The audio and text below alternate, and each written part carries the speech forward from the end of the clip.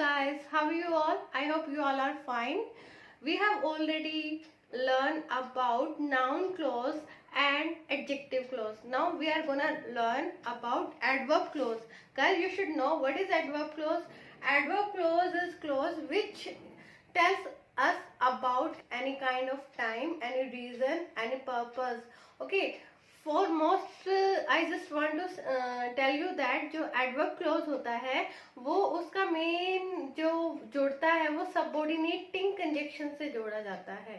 Subordinating conjunction से जो भी क्लोज जोड़ा जाएगा वो उसको हम as an adjective adverb clause की तरह हम उसे ट्रीट किया करते हैं. चलिए अब हम बताते हैं कैसे एडवर्ब क्लोज होता है.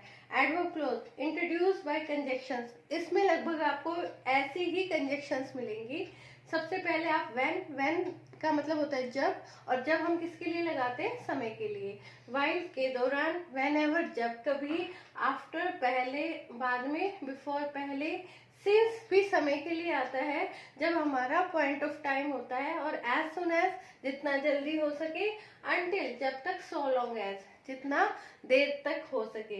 इस तरीके की आपको कंजक्शंस ये सबऑर्डिनेटिंग कंजक्शंस के अंदर आती हैं. ये वाली कंजक्शंस, इसमें इस तरीके की कंजक्शंस अगर आपको मिलती हैं किसी भी सेंटेंस के साथ तो वो सेंटेंस आप उसमें आप अंदाजा लगा सकते हैं कि वो एडवर्ब क्लोज का सेंटेंस होगा. For example, she called me at home after that she called my other friends.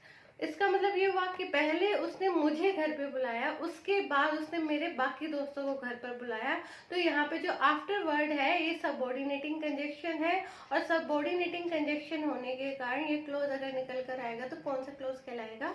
ये कहलाएगा हमारा एडवर्ब क्लोज. एडवर्ब क्लोज को समझने के लिए एडवर्ब क्लोज को कुछ भागों में बांटा गया है.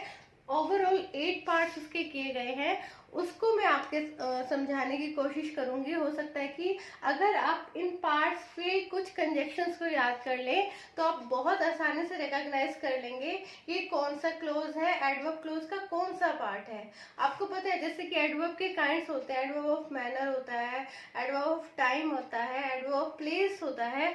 सेम एज एडवर्ब क्लोज के भी कुछ पार्ट्स हैं जिन्हें मैं आज आपको बताना चाह रही हूँ. अगर आप ध्यान से कुछ कंजक्शंस को देखेंगे तो उनसे आपको पता चल जाएगा. आप बहुत आसानी से पहचान लेंगे एडवर्ब क्लोज का कौन सा पार्ट है. सबसे पहला होता है हमारा एडवर्ब क्लोज ऑफ प्लेस. आपने जैसे एडवर्ब क्लोज एडवर्ब पढ़ा है, प्लेस के लिए हम वेयर वर्ड से क्वेश्चन बनाते हैं. तो ऐसे ही कुछ कंजक्शंस है जैसे where, wherever, hence etcetera. अगर आपको ये क्वेश्चन बनाया, आपके पास ये क्वेश्चन आया और उससे आप कैसे रिकॉग्नाइज करेंगे ये एडवर्ब क्लोज है? मैंने एग्जांपल दिया, he can go wherever he wants to go. मेरा आंसर, मैं एक सेंटेंस बोल रही हूँ, he can go wherever he wants to go. He can go wherever he wants to go. अब आपके सामने क्वेश्चन निकल कर आता है कि आप कैसे रिकॉग्नाइज करेंगे कि ये एडवर्ब क्लोज है. सबसे पहले जो वेयर एवर है ना, ये एक सबऑर्डिनेटिंग कंजक्शन है. इसके थ्रू आपको पता चल जाना चाहिए कि ये जो सेंटेंस है ये हमारा एडवर्ब क्लोज का सेंटेंस होगा. और वेयर एवर कौन सी कंजक्शन है? एडवर्ब क्लोज की प्लेस की कंजक्शन है. तो ये आप बहुत अच्छे से रिकॉग्नाइज से कर लेंगे. उसके बाद है adverb close of manner. Manner में हम नॉर्मली एडवर्ब में मैनर को रिकॉग्नाइज करने के लिए हम हाउ से क्वेश्चन बनाते हैं. किससे बनाते हैं? हाउ से. अब ये देखिए, इसमें कुछ एक कंजक्शंस होती है, एज, दो, अकॉर्डिंग एज और एज इफ. एज इफ का मैं एग्जांपल दूं, अगर मैं ये कहूं शी इज बिहेविंग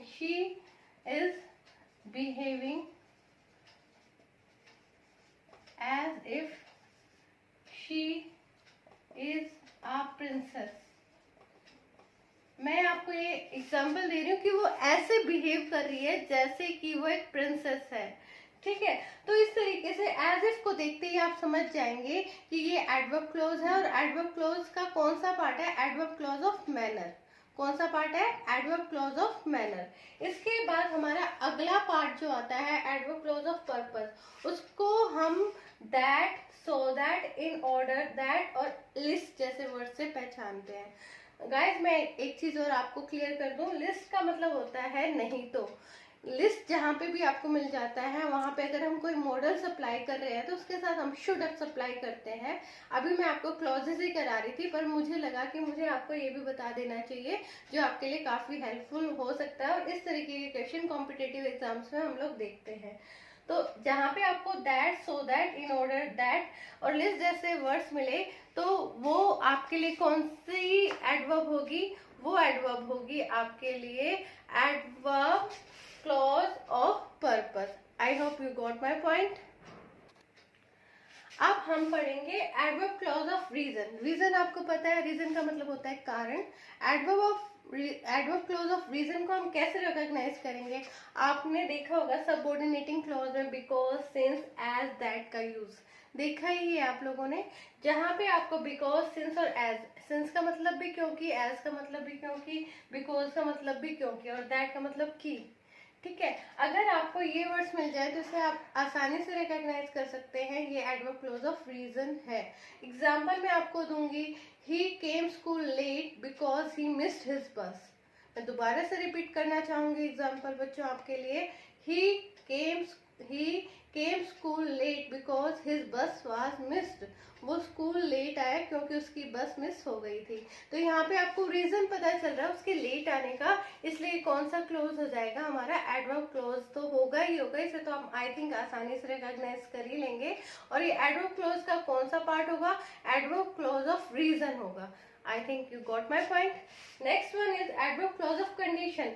कंडीशन आपको पता है, कंडीशन का मतलब होता है शर्त लगाई जाए। अगर आपके सामने शर्त लगाई जाए, अगर ऐसा होता है तो ऐसा होगा।